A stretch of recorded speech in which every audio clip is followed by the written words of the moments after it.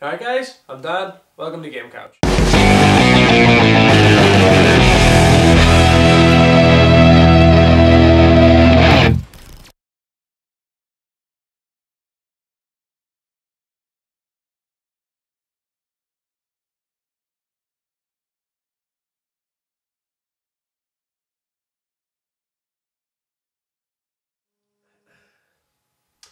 Hey guys, just me this week. Unfortunately Andy can't be here, hence the slightly dodgy audio. I also have a cold, which is why my voice sounds funny.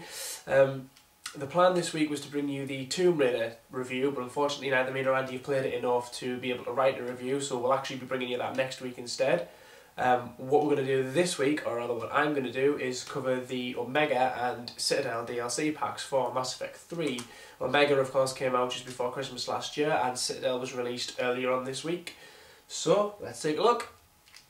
Mass Effect 3's Omega DLC sees Commander Shepard aiding the station's former master, Ari Tolok, regain control of her empire from the Cerberus General Oleg Petrovsky, Wazowski, whatever his fucking name, and he's got an English accent which is a bit bewildering. Included in the DLC are some new weapons, some of which were formerly pre-order bonuses, some new armor types and weapon mods, just like there was in Leviathan. In comparison to Leviathan though, which if you've seen our extra video you'll know that I was very impressed with, Omega is a bit less story based and very combat heavy. The only objectives in this DLC are follow Aria, shoot Cerberus soldiers, repeat. And unfortunately, while the combat is typically fun, it does get a bit repetitive, and a lack of any revealing or intriguing story makes this particular pack a bit of a letdown.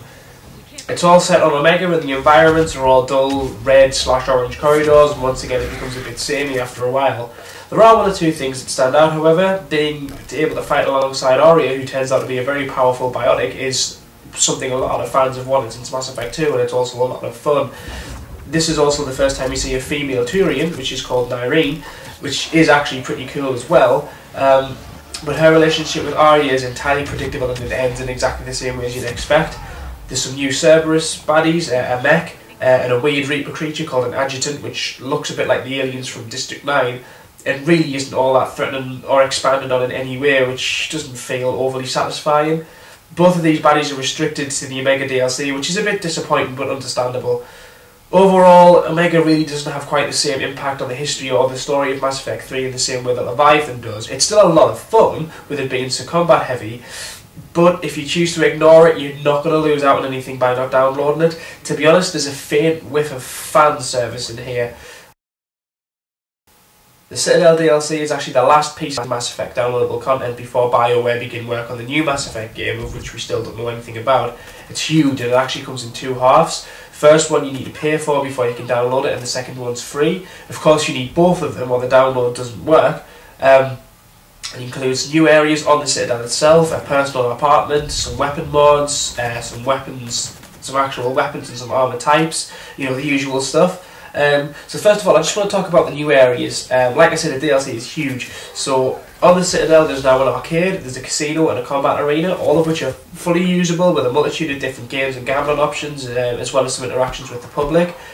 In the arcade, for example, you can win weapon mods or apartment furnishings. In the combat arena you can earn some achievements and win one of 3 Cerberus armor sets, although I haven't actually won any yet. It's all actually really good fun, fully voiced animated, just like the rest of the Citadel from the full game, so it blends seamlessly together. In terms of plot, I'm not going to ruin anything, but it's genuinely very surprising to watch it unfold, and it's a vast improvement on both Omega and Leviathan. There's some new mercenary baddies called Cat 6. They have normal troopers, snipers and heavies with shields. They look really cool, and they fight slightly differently to some of the enemies that you faced before, so it makes the combat even more varied and fun. The story itself actually takes place in a variety of locations on the Citadel, one of which is in the casino that I mentioned before. And another, the finale, is actually in a really surprising place that a lot of people should be really happy with. I know I was. The missions themselves range from really heavy combat to some stealthy sections where you've got to use a silenced pistol so you don't get caught, which is a nice change of pace for the Mass Effect series. And there's also a James Bond-esque infiltration mission, which is quite similar to the Mass Effect 2 DLC, Kasumi, the Stolen Memory, where you have to get into that guy's base. so you're kind of wandering around in your nice party dress, and it's the same sort of thing here. It's very high-flying, glamorous party dresses and stuff, and it's guys in tuxedos and stuff. Like I say, the story itself is really varied and it's really, really fun. Even without all the additional stuff that I'm going to talk about in a moment, it would be a good piece of DLC by itself.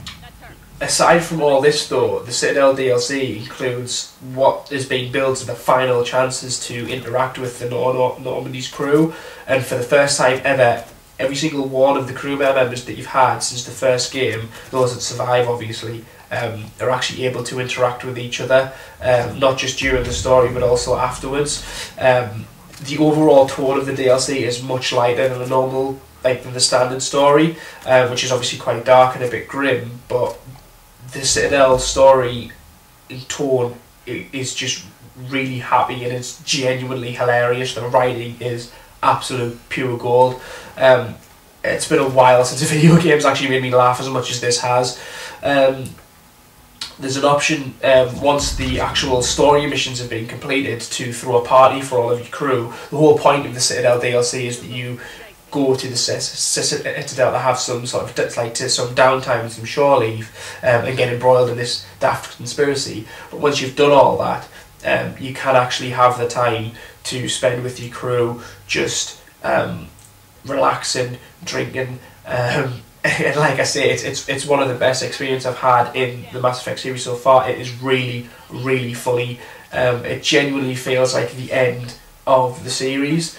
Every character, every crew member has their own individual section where they come up to either the apartment or they invite you out for drinks or something. A bit like what happens in the main game where you go out flying with Garrus and do shooting and stuff on the Citadel. All of that kind of stuff's there in the Citadel DLC, and it really does flesh out all of the characters and all of the romances that you may have, and it's genuinely one of the best pieces of DLC that's been released for the series so far. It's something that you really don't want to miss out on. Alright, that was the Omega and Citadel DLC packs for Mass Effect 3. Hope you enjoyed the video. If you've got any requests for any games you want us to cover in the future, or any comments on the video that you've just seen, stick them in the section below as always. Don't forget to check us out on Facebook and Twitter, and we'll see you later.